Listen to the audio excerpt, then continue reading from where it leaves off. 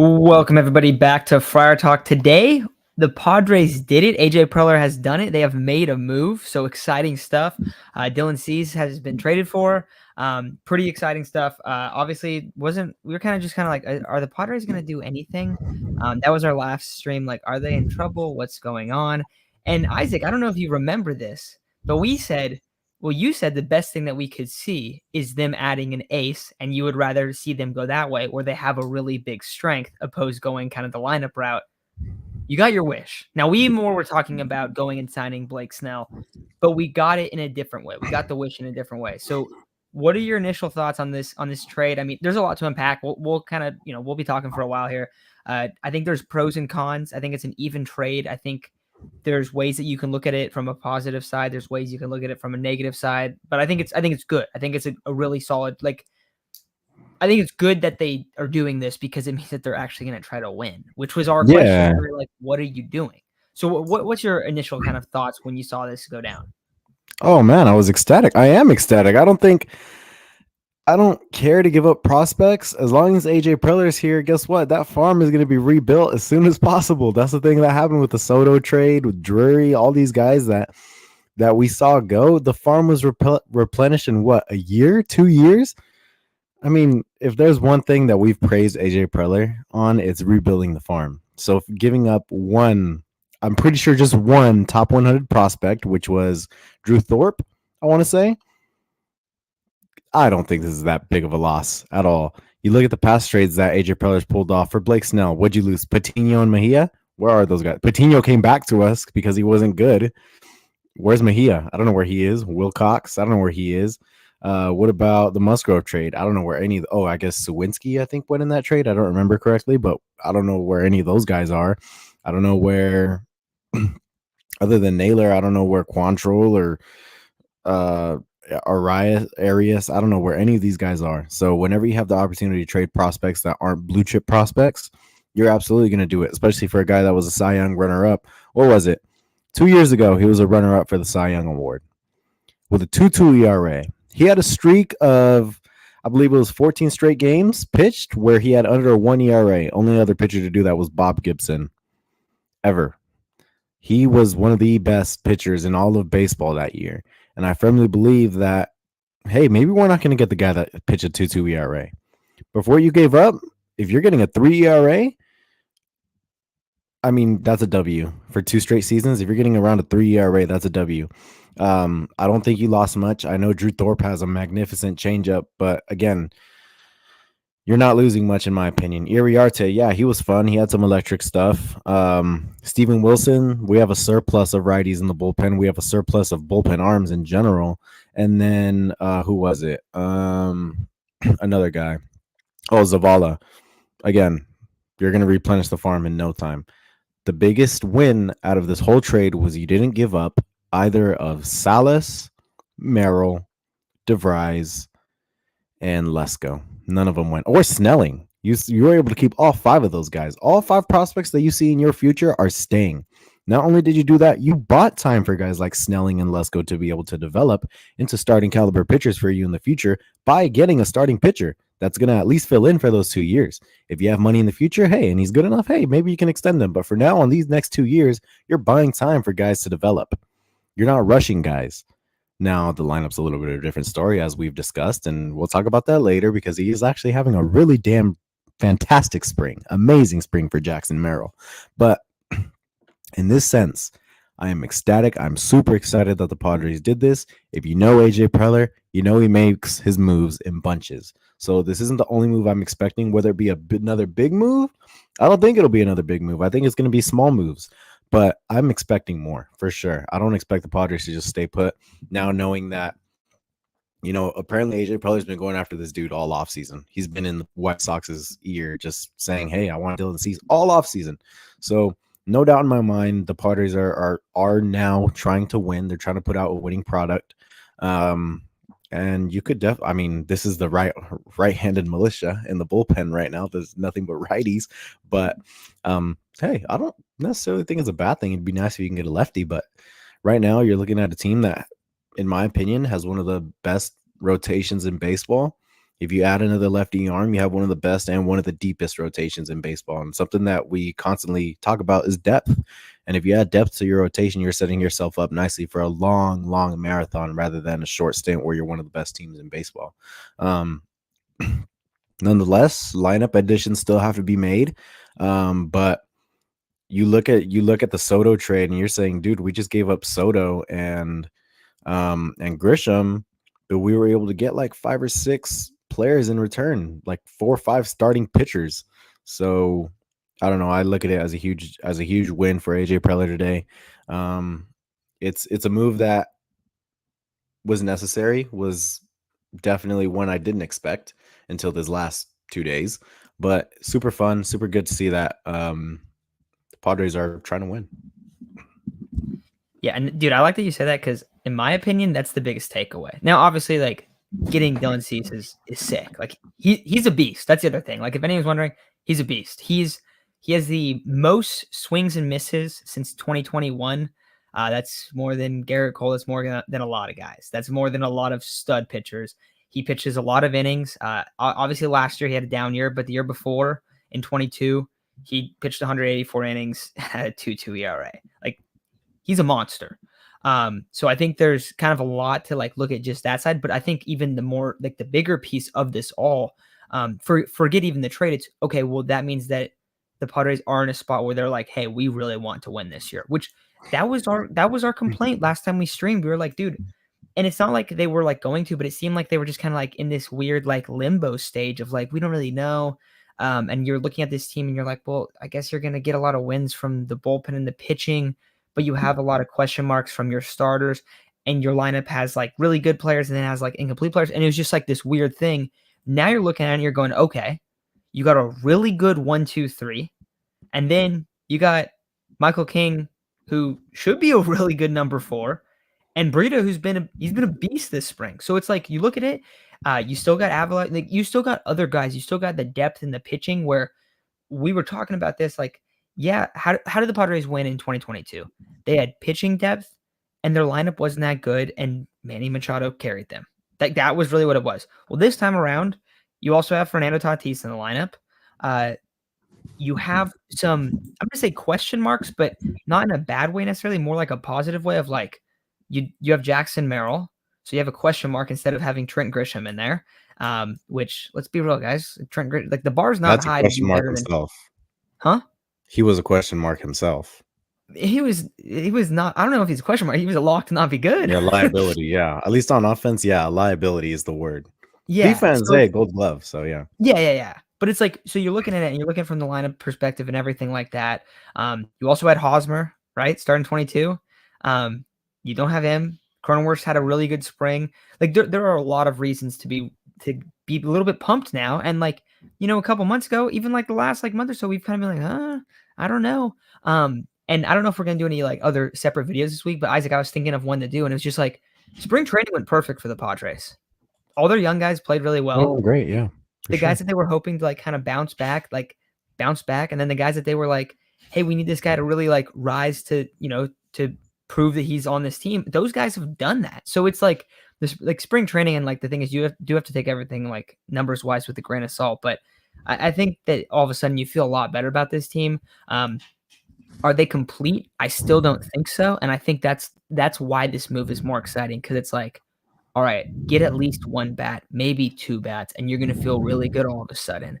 I'm gonna keep, Tommy Pham, Brand Belt. I think that's the move right there. I still think that is. That's not that much money. And maybe if you just added one of them, that's still not that much money. So that's kind of where I'm at right now. Also, shout out Olivia for the super sticker. Always love the super stickers in Thank here. you. Sound like you were booing. Hey, let's go ahead. Let me read off the top prospects to you from 2018, right? And this is why I don't care to give up prospects at all. Number 1, your own Fernando Tatis Jr., right? Superstar, stud, kept him. The next few, Mackenzie Gore, Luis Urias, Cal Quantrill, Michelle Baez, I don't know what the hell his name, Michelle Baez, I'll say, Adrian Morejon, Anderson Espinoza, Logan Allen, Joey Lucchesi, and Franchi Cordero. Do any of those names jump off the board other than the one that we still have? Cordero, no, dude, he's been Didn't hot for think like a week so. too. Didn't think so, baby. Yeah. And that's what makes me feel even better is that, like, hey, look, like, prospects are a dime a dozen. They don't really pan out. But guess what? The ones that are supposed to pan out, you held on to. Salas is the only guy that people say, like, hey, this guy could be a Hall of Famer in the future. Let's go. Plus grade changeup. You got rid of a guy that had a plus grade changeup, but the guy you still have also has a plus grade changeup. One of his best pitches. Um, and you kept DeVries, who's supposed to be God forbid, I don't want to say the name, but supposed to be better than Wander Franco. And you kept Snelling, who was a pitcher of the year in the minors. Like, dude, you kept so much. You have so much going on for you. Not only that, but you got AJ Preller, and hey, we give the guy a lot of slack. We slander the guy kind of a lot, and nonetheless, the one thing that we did. Hey, Omar, you're completely right. I completely agree with you. But the one thing we know that he's going to do, and it's going to be replenish this farm system. He can trade away guys left and right. He can trade away the CJ Abrams, the Mackenzie Gores, the James Woods, because he's going to bring in Ethan Salas, Dylan Lesko, DeVries, all these guys. And that's And why we do give him credit for that too. Of course. Yeah, of course. The only thing that we definitely slander him on is like some of the moves that he's made in the past. But this one, I mean, you can't argue. And hey, if we're wrong, we're wrong. I think this is one of his better moves. I love this move. I think you're getting, and yeah, hey, you might have given up a decent amount. Again, to me, this isn't a decent amount. Only one of them was a top 100 prospect. But you also got to remember, like, the Padres pitching depth has been what's in the years that they don't make the playoffs, that they're supposed to make the playoffs, it's been what's killed them. Like last year when you lost Darvish for a decent amount of time, Musgrove for a solid amount of time, you were forced to throw Avila, Rich Hill, these guys left and right. You were losing a lot of games. Whereas if you have Musgrove or Darvish for another few games, you might get another 3 wins and you're in the playoffs all of a sudden. Now the Padres are in a state where we have pitching. We have guys that can go out there and give us innings, quality innings. And hey, maybe the lineup's not that great, but you're looking at a lineup that is top heavy. Don't get me wrong, but I think if you add, again, like I said earlier, he makes his moves in bunches. If you add another bat or two, you're looking at a team that goes from maybe this was an 80 to an 81 win team. Now you're looking at 87, 88. Keep in mind we want 90, but you're looking at a team that's suddenly much more competitive than it was on March 12th. Now you're looking March 13th, and you're saying this is one of the deepest rotations in baseball. No, dude, and that's the thing. That's why I like it, because it's like you have to have. I mean, maybe you don't, but I feel like you do. You have to have maybe not identity is the wrong word, but you have to have a strength. You have to have a path to how your team's gonna win games. And yeah, the Padres offense, if I'm looking at it right now, I think it's gonna be it's very good if it's middle of the pack with what they're gonna currently roll out. But with that said, 2022 all over again. yeah, well, dude, that's the thing. But with that said, what is their rotation? Damn good. What is their bullpen? Really good. Like really good and really deep, where a lot of times you look at this stuff and like, we just saw Garrett Cole go down, right? Dude, the Yankees are going to be in a bad spot. Like they're going to start the year in a bad spot for a couple months. What happens in that couple months if another guy goes down or 2 guys go down? And then, or like 2, let's say another starter goes down and 2 relievers go down. That's very feasible to happen. What if Carlos Rodon is not good again? Also, how often does he get hurt?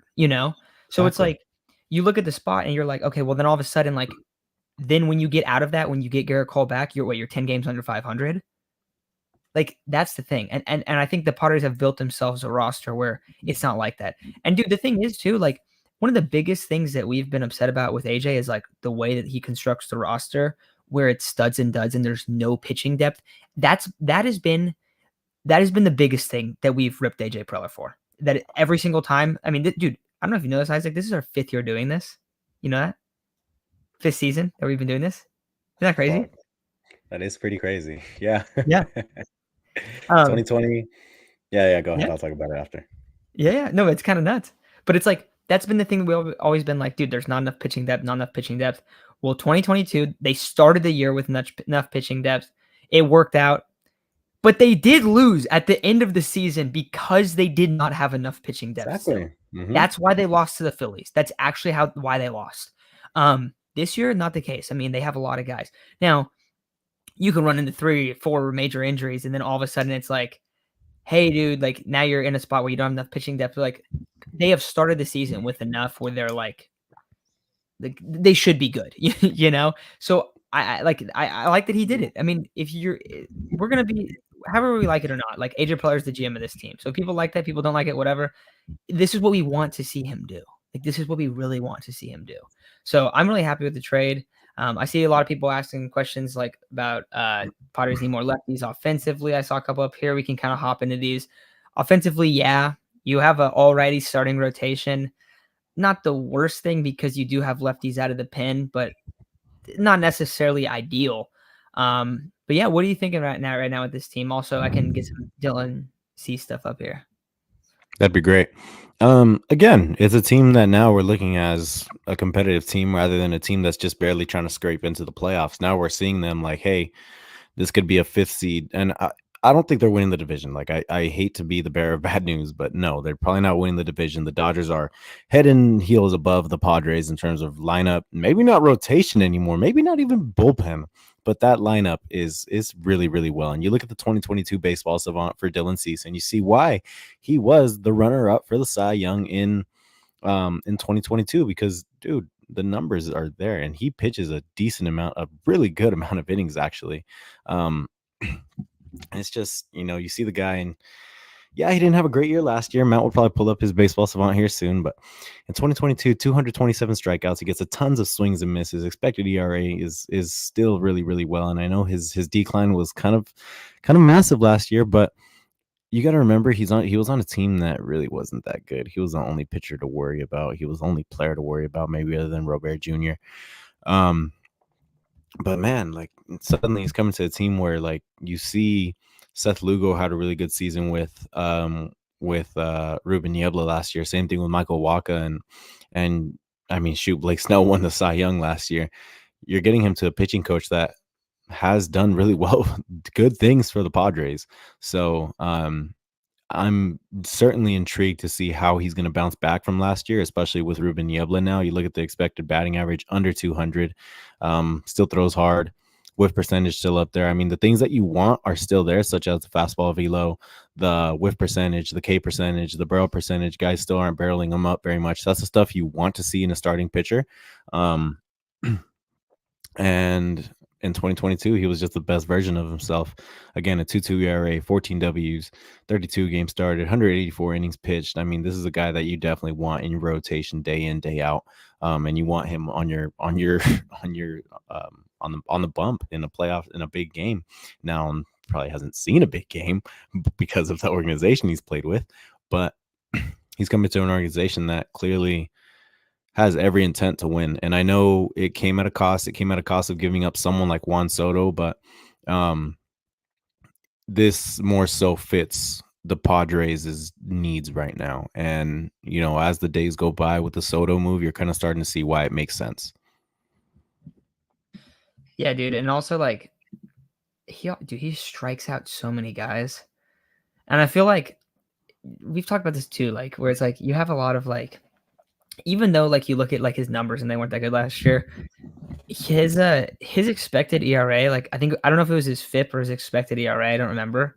Oh, well, even this is lower. Even it was his FIP, but his expected ERA is 4.5 points below, like it's still a little bit below.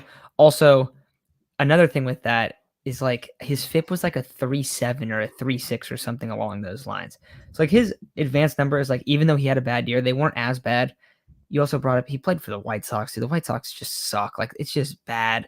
And then you're like, you also go into Ruben Niebla, and most importantly, well, maybe Ruben Niebla is the most important part of this, but another really important thing is you're going to Petco Park, and he's given like a lot of, it's just like he's given up not a lot necessarily, but like he's given up some home runs. Dude, those numbers are probably going to drop. I mean, he had a couple years where he was pretty good, but like over 15 home runs outside of 1 year as a starter, like, but that's probably going to drop. A lot of innings, 32, 32, 33 games started in the last 3 years. That's what you want to see. I saw someone comment earlier that a big thing that they were like, well, dude, another thing about this trade is like you've seen Musgrove and you've seen Darvish kind of have some question marks injury wise. Not right now, but coming into the season during the offseason, there was some question marks about them. Well, you have a guy that should be just rock solid for you. So now all of a sudden you got a really strong top three. So the Padres pitching is absolutely set. It's pretty sweet. I'm excited to see Brito. I don't know what you think. You think he's won the fifth spot? I think he's good, dude. I think he's good. I think he's gonna get it. I don't think Waldron's gonna get it. I mean, I hate to say that because he's had a really good spring, but again, spring doesn't matter too much, and I don't want to put too much weight on that. But Brito has the stuff, whereas Waldron, we saw it last year. He has everyone talks about his knuckleball. How many times would we see that knuckleball? Like 4 times. So he doesn't really throw it much. So why does that deserve any hype if he's not going to throw it very much? Brito and Vasquez are deserving of, if not a piggyback, one of them deserves that spot. And I think, hey man, again, this rotation's deep, and that's what I really like about it. Oh man, I don't even want to bring it up. I see people in the chat talking about Trevor Bauer. Let me just talk about this real quick, right? It's not that he has those allegations or whatever, right? It's that on YouTube, he's getting rocked by the king of JUCO, and the Barstool Sports guy just got a hit off him not that long ago. And the small sample size we have of him without the sticky stuff, he's not that good. So let's outside of the allegations, let's remember those little details when it comes to signing Trevor Bauer is that, yeah, you might get him on a league minimum, but that league minimum comes at a very hefty cost of the bad publicity you're going to get. And hey, I'm not going to lie. A few weeks ago, I was on board because I was desperate. I just wanted to see the Padres do something. But now that I've come down to earth, I see that he gets rocked by the king of JUCO. There's something wrong if you're getting rocked by a YouTuber called the king of JUCO. So yeah. And also people just don't like him, and there's also people don't like him, and he's not a good locker room presence. And would you rather see Brito too? Like exactly. I'd rather see a young guy, and I just saw a Barstool Sports guy who probably hasn't played past junior varsity or freshman baseball get a base hit off him. So I don't want to talk about that. I don't want to talk about him no more. I think it's over. I think he's done for. Yep. Let's see. Hey, apparently Matt Waldron is nasty in the show. Dude, I could imagine with that knuckleball, he's disgusting. Yeah. Darvish, King, Musgrove, C's, Brito. I mean, that's a good rotation. Let's see what else we got here. Nasty. Some people are talking about wins. Jenny says 87 wins in the playoffs. Dude, you're shooting for what? What is it? Over 85? Is that the number? Over 85 to get in the playoffs, yes. 84 typically gets you in. 85 is almost a shoe-in. 86 is basically a shoe-in. Yeah. Trying to think. Dude, I'm looking at these numbers though. Like, so I gotta ask you, and I want to see what people in the chat think about this too. So, is it a lock that Jackson Merrill and Graham Pauley are starting in Korea? Jackson Merrill is going to be starting in center field in Korea. Yes, I firmly believe that. Graham Pauley, that's a great question. You gotta think, right? I mean, I think that's the one that I'm not sure about. I'm not sure about him, but if we talk about Jackson Merrill, yeah, I think he's a shoo-in. I think he had a great spring. Obviously, he's hit 2 home runs in the past few days off pretty solid pitchers. He's just someone that I was actually very surprised that he's doing this. Again, I don't take spring numbers I don't take them too much into consideration, but when it's all you have to go based off of, and the guy that you're trying to not to bash on the guy, but the guy that you're trying to outperform from last year only put up under a 700 OPS. There's not very much that you have to do in order to surpass that. So yeah, I think he's going to be starting, and I think this is the type of year where the Padres are going to be looking at their lineup and seeing where they are at the deadline or closer to the deadline. And I do see them making at least one minor or 1 or 2 small moves for guys like Pham or whatever. But back to Merrill and Paulie. I think you're looking at a team that's going to be reevaluating at the deadline when it comes to their lineup, rather than you know being like rushing to get guys into their lineup, overpaying for guys to get into their lineup, and then not having any money at the deadline to add anyone. That's what you kind of saw last year, right? You saw a team that spent a lot of money, banked on Nelson Cruz, Matt Carpenter, yada yada yada, didn't work out. Also wasn't necessarily in a position to buy, but they weren't in a position to sell, so they kind of bought in a sense. With Rich Hill and G-Man Choi, they just made small moves, and nonetheless, it didn't work out. Um, but then you look back at 2022, and it was like this, right? It was a team that kind of reevaluated at the deadline, saw what was on the board, and said, "Hey, like we need a bat really bad." And you were hoping to get Fernando back, but you didn't. But in the end, it all worked out. Like you made a deep playoff run. None of those prospects. I mean, Abrams is probably. I think Abrams will be fine, but I don't think any of the other guys are gonna be that great. Or James Wood might be pretty damn good, but I think other than James Wood's that, the guy there. yeah, I hate that we had to give him up, but it's all right. Um, you know, they reevaluated at the deadline. They ended up making a deep playoff run. So I'm happy with this move, and I think this is a team that's going to evaluate their lineup at the deadline.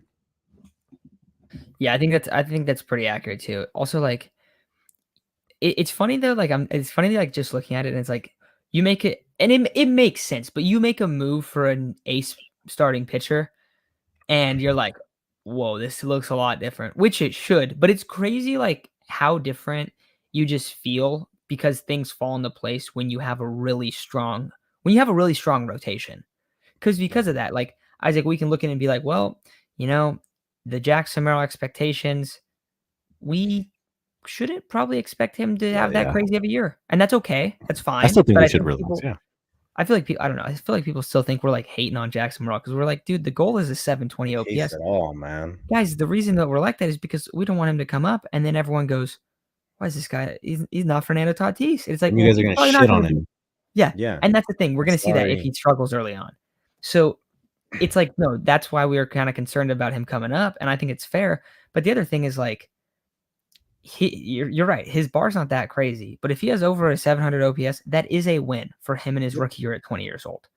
Mhm. And if you don't think so, go look up Ellie De La Cruz stats because you would have thought that he posted an 1,000 OPS last year if Mhm. you would have just seen all the highlights and everything. Mhm. And he didn't. He struggled if you actually look at like how he performed. So Mhm. now did he flash stuff? 100%. Are we going to see Jackson Merrill flash stuff at times? Absolutely. I mean he's going absolutely nuclear in spring right now. And he's earning that spot. He is actually earning that spot, that's what you want to see. That's what you love to see. But a couple other things I saw on Dylan Cease here. Cease and Niebla should be a good formula. And then Carlos said chances of Cease going to Korea on short notice. I'm pretty sure he's going to start game 2. He's going to be You don't there. think so? No, I actually, yeah, I was going to say no, but then I remember seeing earlier that he's actually going to meet the team in Korea. So I still think it's going to be Darvish Musgrove, but actually, no, Musgrove's supposed to pitch Musgrove opening day starting at the Petco. Yeah, he's going to start at Petco. No, yeah, it might be Darvish Cease. Because remember when we traded for Mania, like on very, very short notice, he started game 2. And Musgrove is slotted into the third spot in the rotation for as long as he's been here. Yeah, so I think that's what we'll probably see. Yeah. Musgrove's been in the 3 spot every year. Is that true? Every year, yeah. Really? 2021, he came in Darvish, Snell, Musgrove. 2022, Darvish, Snell, Musgrove. 2023, Darvish, Snell, Musgrove. Was it really every year? Every year, yeah. Weird. I wouldn't even Mhm. thought that. How long does Cease have control? He has 2 years. 2 years, and Mhm. he's free agent. Yep. And the goal is this isn't trying to be, the goal is that he signs somewhere else. Like we literally said about Blake Snell last year, the exact same thing. We said best case, or no, was that, I don't know, someone we said that about. I forget No, we who. did say that. We Was said it best Snell? case scenarios, he does so damn good that he has to sign somewhere else that we can't afford him. And then what happened was he was so good. He was the best pitcher in the NL, and then no one signed him. Pretty crazy turnaround right there. Mhm. That's honestly, dude, that's so shitty for Blake Snell because people are like, well, he walks guys and he's probably not going to age that well. And it's like, dude, this is this dude's payday. And it's just like, everyone's afraid. That's actually wild. Like it's a wild thing. It sucks for Blake Snell. And Mhm. you always felt like, oh, maybe the Padres are gonna make a move. Well, now that's for sure not happening. And now you're like, damn, damn, when is Snell gonna sign?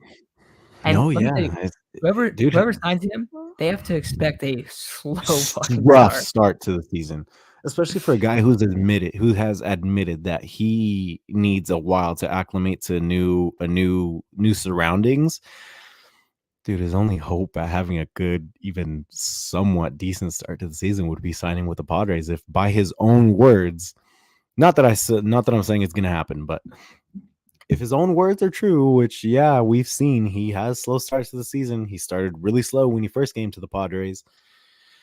Oh, whoever signs him is in for a rude awakening. And hey, so were we. We ended up loving the guy. I still love the guy. Still one of my favorite pitchers in baseball, and probably the best pitching season I've seen from a Padre in since Jake Peavy.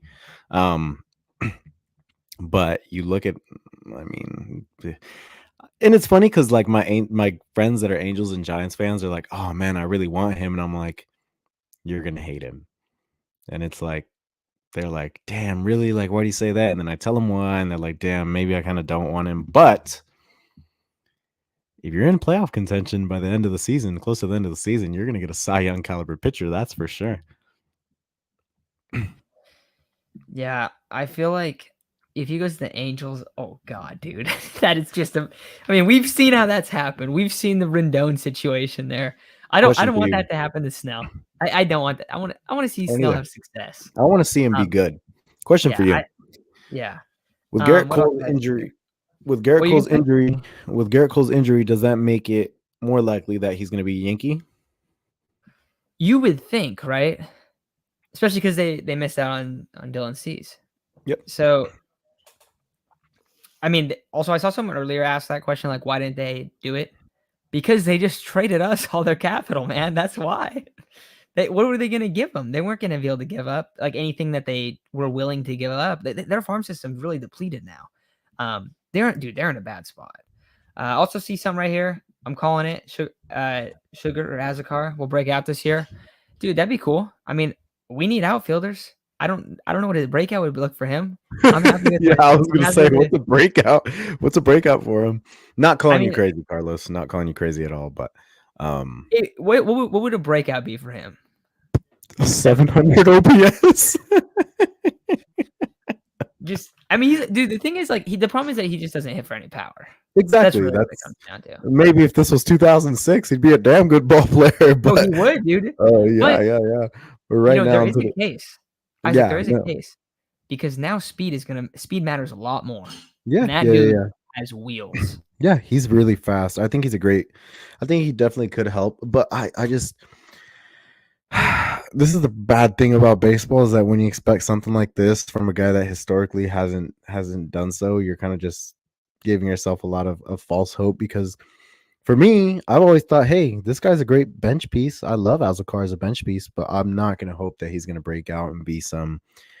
I'm so sorry to crush your hope if I'm crushing your hopes, Carlos. I genuinely hope he really breaks out. You guys don't understand. I want to be wrong. Like, I genuinely do want to be wrong. I don't want to be right. I genuinely hope this guy breaks out and has a 750 plus OPS. But yeah, I just think he's a great bench piece. I think he enjoys being a Padre. I think the team enjoys him being a Padre. I think he's a great depth outfielder. I think he's a great pinch runner. He's had his moments, and that's what I'll give him. And I think he should be happy with the type of career he's having right now. Dude, yeah. I mean, he was the guy that was probably like borderline making the league, and he's carved himself out a role the last few years Yep. where it's like Mm-hmm. he's there and he's gonna be a guy that, comes in, is a fourth outfielder, is fast, is a pretty decent contact hitter. Mm-hmm. To give him credit, like, he works to count. He's had some good at Yep. bats. He just doesn't hit for any power. And the Mm-hmm. problem is that baseball has changed so much where it's like hitting for Very power is important. such a massive thing. But even if he doesn't do that, like, he can still be a role player. And like being Yep. a role player, dude, you need That's a guys like that. successful MLB career. Yeah. Also, JDS says that it still could be Musgrove in Korea I was gonna because say that too. it's like a week. It's like a week Yeah, that it takes. So exactly. Hmm. yeah. What else we got? Yeah, Sugar's got wheels. Yeah, let's see. I don't know. I don't know what else we got here. Well, What else are let's. we thinking? I'm gonna go back to Snell real quick, Yeah. because I did see earlier that this injury to Cole doesn't change their mindset. They're still not in on Snell. Now, of course, actions speak a lot louder than words. We'll see what actions come from the Yankees front office here soon. Now, if the Yankees aren't in on Snell, that only leaves one suitor, the Angels, and that's it. The Giants, I don't think are in on him anymore. I don't know. Like genuinely, I don't know. But Matt, is there really any other team that has shown interest? I was thinking like maybe the Rangers because they were going after Dylan Cease, Yeah. right? Well, they might have just. I mean, they have been spending. I think they're amongst the. Correct me if I'm wrong. Maybe you can look it up, but I want to say they're amongst the top spenders in the league. So Well, last offseason for last sure. year, yeah, exactly. So the reason I bring that up is because they might have just been going after Cease because he's only going to cost 8 million, whereas Snell is going to cost north of 23. So you're saying that they're going after a guy that's costing less because they can't afford to add to their payroll, Exactly. Yeah. basically? Yeah, I Exactly. get you there. That makes sense. Something interesting. I'm just looking at this. I was looking through the projections and stuff. Dylan Cease is projected to have a 4 ERA next year. Over 2, dude. He's expected to have a bad year. Why did they have him set up like this? This would be his career low in strikeouts in a full season. Why are they? I don't That know, is dude. pretty odd, I huh? feel like his should be bumped up. Like he just left one of the worst defensive teams, one of just the worst organizations to be a part of in the White Sox, and it's like he's in a much better spot, especially for where it's at. Hey, Carlos got back to you on Azarkar. Yeah, I'm sorry, Carlos. I didn't mean to do that. Yeah, I think this is a great. I was gonna ask why. I don't. Hey, he's good, but we have so many righty arms. It's nothing to be concerned about. But I like Steven Wilson. I did too. I He thought was a he was cool dude. good. Yeah, he's good. Yeah, he's good.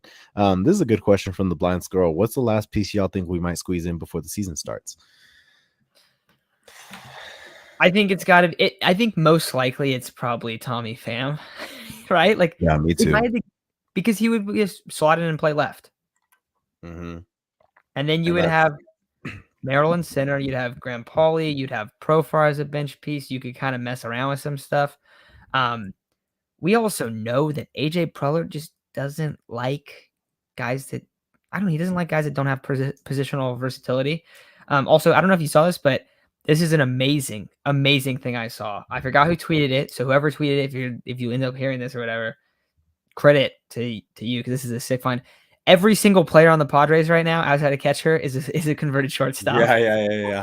Because think Yeah, about I it. saw that. You got Merrill, you got Tatis, all right. You got the infield. Everyone in the infield is a Everyone shortstop. was a We know shortstop. that. Mhm. And then if right now it's Profar on left, he was a He was a shortstop at shortstop. first. Mhm. Not a good one. He changed to Nope. second pretty quick, but he Mhm. was a shortstop one day, Yep. like a long time ago. So pretty hilarious. You know, if I'm being honest, the missing piece that I think would be the most beneficial is Brandon Belt, for the sense that you don't have to insert Graham Pauley in your lineup from day one. You insert Brandon Belt at first, Cronenworth at second, Xander at short, and Kim at third in the meantime, and or Cronenworth at short, whatever you want to do. If you want to get Xander acclimated to second, and your lineup looks a lot better in the time that Manny's not at third. And even when Manny gets back, you can platoon what you can do whatever you want with Cronenworth. You can essentially make him a valuable piece by moving him all over the field.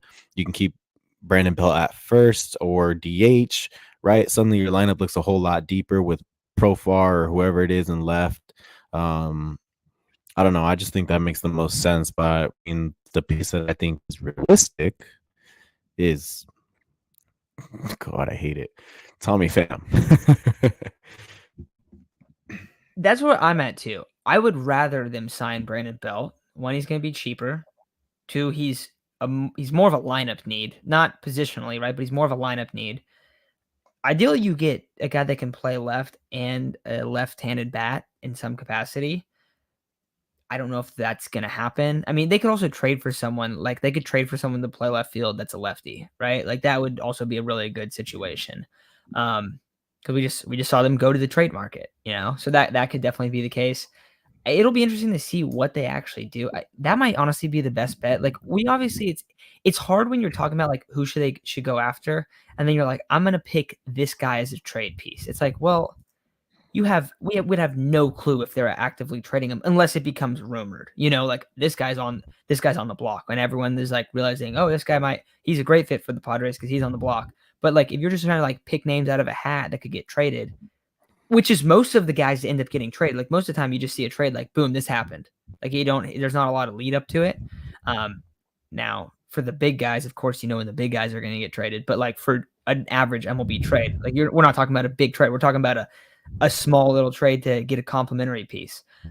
So I think maybe that's the best bet. Because if you can get a guy to play left field, that's a lefty bat, maybe has a little bit of pop, that's best case scenario. That's better than Tommy Pham or Brandon Belt because it's almost getting both of them in one with what you need. Yeah. Because positionally, you would rather have a left fielder, right? I mean, yeah, for sure. Honestly, I was hoping with the Cease deal, I was hoping that they'd get a bat thrown in. Not a good one. I didn't really care how good it was. I was just hoping they would get a bat. It didn't happen.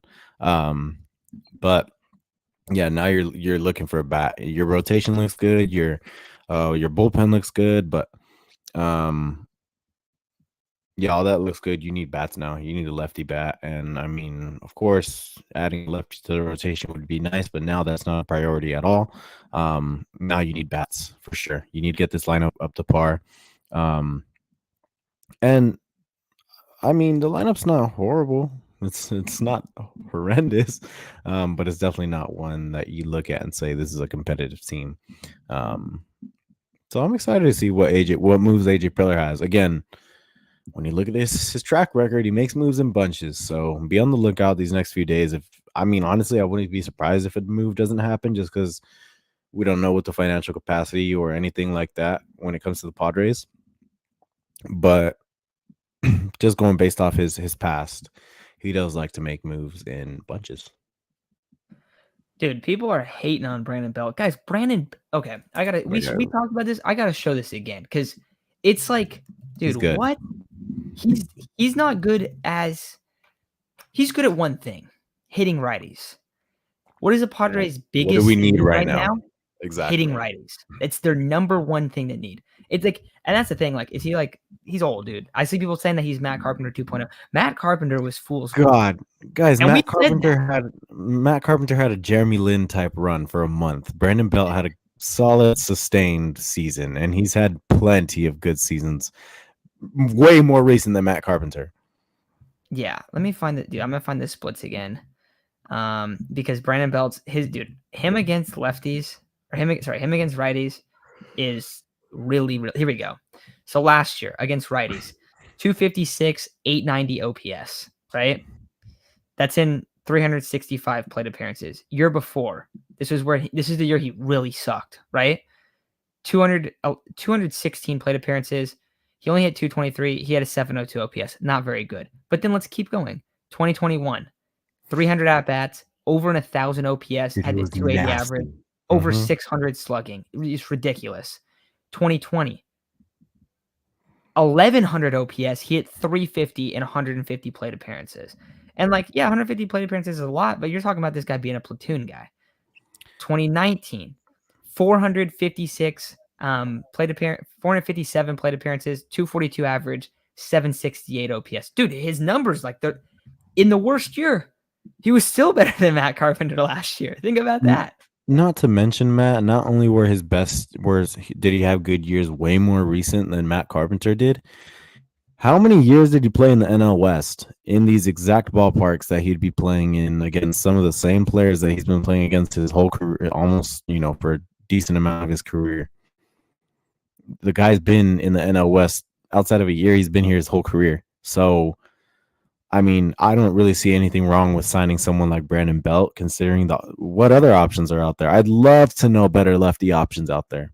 If anyone has them, please bring them to me because I'd love to know something better than a guy that had over an 800 OPS, over an 850 OPS against righties last year in a lineup that is in desperate need of guys that can hit righties. I believe he was tied for like 15th or 17th or something in WRC plus against righties in the entire league. Come on, bro. Pretty good. And he was just a platoon guy last year, pretty much. Also, when we're talking about, I said fam because that's what I think I would, that's what like makes the most sense in my head for what they would actually do. Not that what I would do. I would definitely rather just sign Belt for cheap. But this is my fear about fam because I feel like a lot of people think that fam's just like this. Oh yeah, he's great. One, he's about as average of a player as it gets. And we remember him here. I saw someone else, I think it was Rich in the chat, said that he's a cancer. Dude, he was a cancer. Like, there was so many issues where it's like, I don't know. I probably kind of would, I'd rather them go a different route, like I really would, but I do want them to add still. So it's like, if you're adding fam or nothing, sure, I'll take fam. If you're adding almost anything instead of fam, yeah, I'm probably down. I also saw people talking about Adam Duvall as well. I don't know. Let's see what else. That's another whole lot of mid. But it's better than, he doesn't have the baggage that fam carries in terms of like locker room cancer and all that. Yeah, that's the thing. We need a power bat at first base. Dude, we've been saying this, man. That's what we want. Crone put on some weight. We'll see what he can do. I think they were giving him I think either way, he's going to start, right? He's going to start that. Like, he's going to start at first base. And maybe if he's really bad, they try to like change that up at the deadline. Maybe. I mean, that's kind of what they did in 22 also with going out and getting Josh Bell. Yeah. But like, they're in a spot where he's under contract, so they have to hope that it works out at least a little bit before they like admit that they were wrong. Yeah. He's looked good in spring, so that's a positive thing. Of course. And you gotta, I mean, in my respective opinion, the Padres should know by now that their best bet of getting the most value out of Jake Cronenworth will be to get him out of first base and make him, I mean, hey, he can play first base sometimes. He can play first base if you want him to. He can play first base half the time. But he can't be a full-time first baseman. You need to get him in other spots. And I think that's how you're going to get a lot of value out of him, by getting him into different spots. Give him a damn outfield glove if you really need an outfielder. And keep him moving around in the infield. Do whatever you got to do to maximize his value, because you didn't sign him to be under a 1 WAR player or under a 1.5 WAR player. You signed him to be the 4 WAR player that he was in 2021 and 2022. So if you can get him back over a 2.5, I think you're getting value out of him. Yeah. So I'm looking at some stuff here. Also, where is it? Where's the chat? I don't think he's gonna be a long reliever. What do you think they're gonna do with him? I'll talk to him when I see him, though. In the mirror? Yep. No, I'm not gonna be a long reliever. There, you heard it from him right there. Yep. Mm-hmm. So let's see. I wanted to talk about this because I saw some people talking about JDS. I know you're probably the most negative person on the Padres. Bro, you're saying good stuff. But look, this is the thing, and this is what I think. We've been getting like a lot of people mad that like we're not positive enough. But then other people are like, dude, you guys are way too positive. So I feel like we've found ourselves in the middle ground of like, hey, we get it, like, but we get both ways. Like we get that kind of stuff. So I don't know. I feel like we're trying to just give our honest opinions and like give you guys good analysis. Honestly, and are we always right? No, definitely not. But like, it's like, and we'll see, dude. Let's see with Jackson Merrill, because our whole thing is like, dude, we love Jackson Merrill. We're excited to see him come out there. He's done really good stuff. He's been looking really promising. But we think they're rushing him, and we think it's a little bit too early.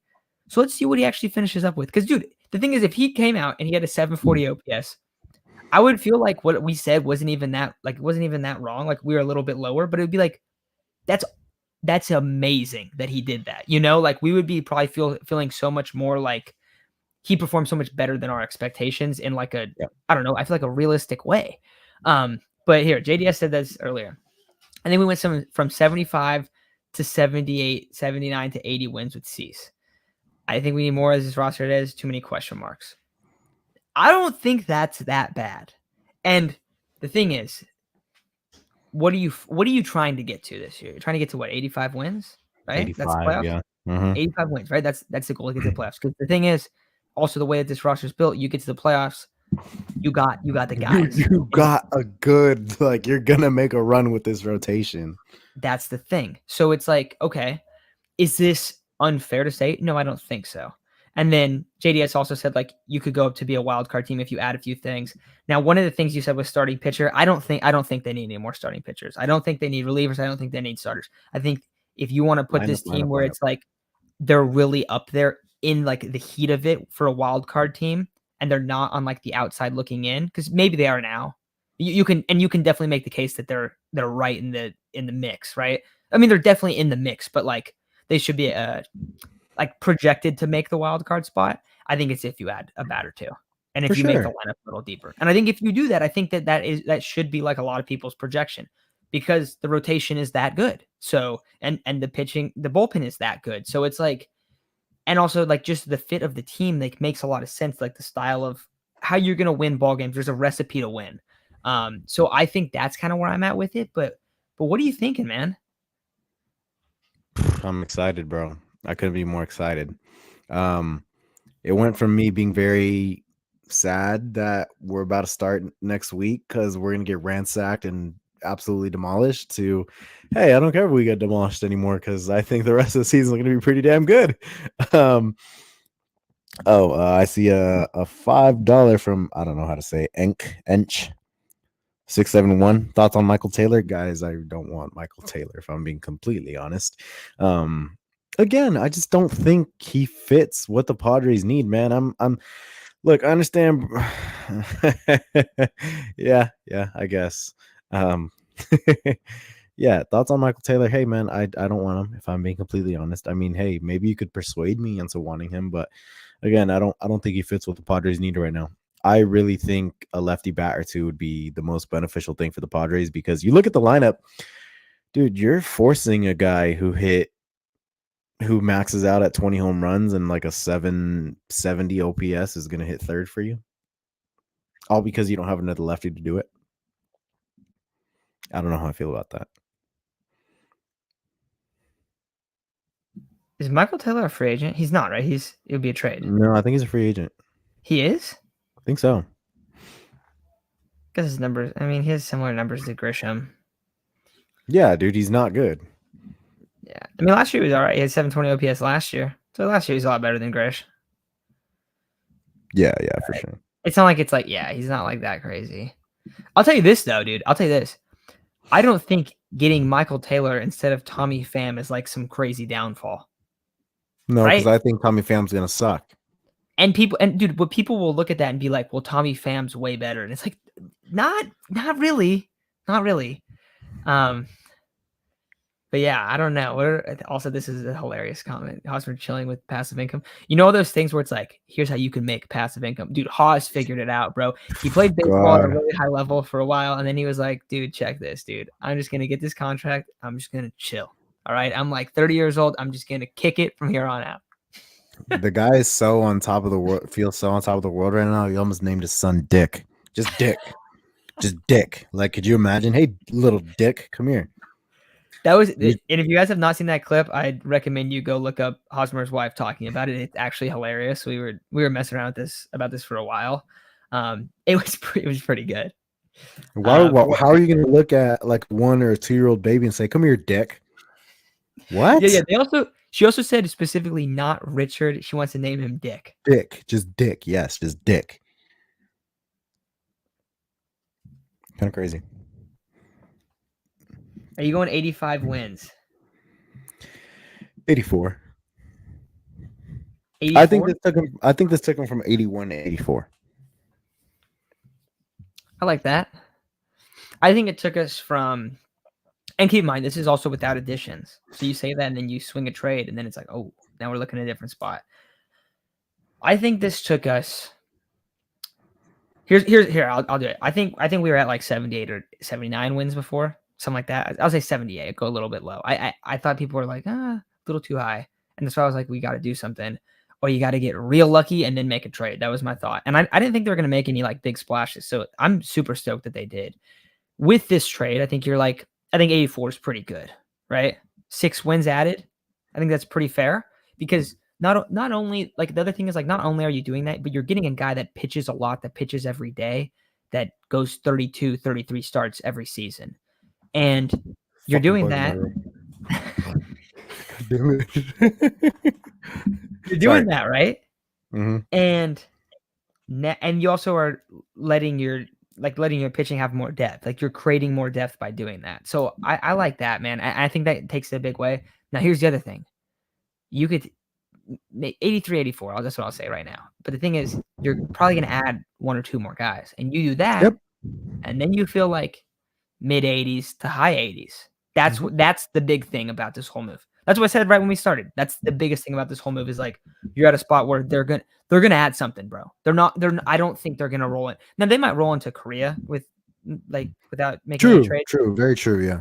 Because not the other teams aren't on that timeline. Like they shouldn't. Schedule, yeah. Mm-hmm. And you always see a bunch of trades right before opening day, like in that couple days before. So I think that's probably when you'll see a guy or two added. Something small, but something that is small. But dude, that's the thing about baseball. Like we're talking about Brandon Belt, and it's like, dude, we're not like thinking Brandon Belt's some crazy player. But the way baseball works is that you had a guy like Brandon Belt, it can change your season. That's the thing. And that's what's awesome about like roster building in baseball too. But it's like that's where it gets super interesting. So also thank you everybody for the super chats in here. Got a few of these tonight. A lot of people tuned in. Thank you guys so much for tuning in and everything. We love talking baseball. And I forgot to mention earlier, like whether we're wrong or not, I love to be wrong. I want to be wrong. I want the Padres to win at whatever cost. But yeah, again, thank you guys for tuning in. Really appreciate it. Last thing I'll say, shoot, I was gonna talk about something in the chat, but I completely forgot, man. God damn it. Okay. He wasn't that good to me. He was never that good to begin with. So I'm not okay with that. Also, KFC Extra Crispy just he brought up a really good point earlier. When the hell are we gonna get our fat first baseman that hit 30 plus bombs, huh? When does that come for us? Dude, I've been asking for that for so long, dude. That's all I want. Dude that just swags out with his belly out, baby. I mean, come on. That's like that's like in football when you get like just that fat D lineman that he's just gonna go up there and he's gonna demand a double team every play, and he's just scary, bro. Like Vita Vea, right? Like you're just like, oh, dude, I don't want this guy. This guy just makes life rough, dude. I can't run in the A gaps. This is gonna be the worst 60 minutes of my life. Yeah, exactly. And you just make it so it's just hell. And every time this guy comes up, you're like, I can't throw anything in the center of the plate. If I throw something in the center of the plate, he's taking it. He's taking it 450. So it's like that. I want that guy, dude. Hopefully there's someone that we could potentially trade for too. Also, you see these Azo card predictions right here? Jeez. Thank you again. Thank you again. Thank you so much. Thank you. Really appreciate it. I have nothing else to say. It's been about an hour. I've enjoyed my time here. Matt, anything? I think that's kind of where I'm at. We'll probably be talking soon, going live. Also, Isaac, you're gonna be asleep. We'll probably have something out before this. Well, we definitely will because we'll talk about the Padres Dodgers series. We'll do some previews and stuff to that. But dude, I'm going live in the morning. It's easier for me. It's way easier for me because the game starts at 6 a.m. for me. It's 3 a.m. for you. That's next week, next Wednesday. It's a week from today. Okay. Low key, I might never say never. Well, I might watch. I'm gonna do it like post game, but I will be doing that, guys. So make sure to tune in afterwards. I'll be up early. It'll be fun. I'm doing a little watch party thing at my house because my roommate is a Dodgers fan. Cool. And our other buddy's a Dodgers fan. But my girlfriend likes the Padres, so we're all just gonna watch it and enjoy it. It's gonna be cool. Awesome. And it's gonna be dark. But yeah. All right, guys. Appreciate all the nice things at the end. It was super fun, dude. It was a fun time talking about this. I think this is a massive trade. I don't think there's any other way to put it. It is a blockbuster. And it makes me so much more excited for baseball season, knowing that it's not going to be like we're going to try to win, but we're kind of faking it. It's like, no, okay, now you're actually trying to win. And even if you don't, like, all right, I'm down for the ride, dude. Because I've watched a lot of other teams that are horrible. So I'd rather you do that. And that's what we've been preaching this whole time. So appreciate it all. Appreciate you guys hopping on. And we just hit the hour mark. So see y'all later. Have a good night. Go Padres. Go